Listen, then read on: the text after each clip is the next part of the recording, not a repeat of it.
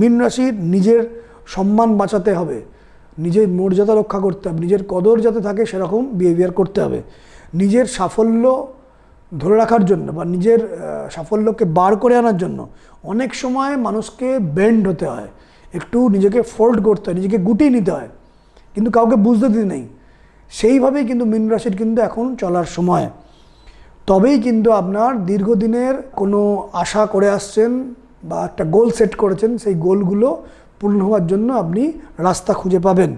গৃহে কোনো শুভ কাজ হতে পারে, তবে নিজের ক্ষমতা বুঝে খরচ করুন এবং নিজের ক্ষমতা বুঝে দায়িত্ব নিন এবং কাউকে কথা দিন নিজের দায়িত্ব কতখানি মেনটেন করতে পারেন বুঝে, নিজের ক্ষমতা কতখানি আছে বুঝে কিন্তু নিজের কথা দিন। কিছু ইনভেস্টমেন্ট করতে হতে পারে এই সপ্তাহে বা সামনের সময়ে মীন রাশির।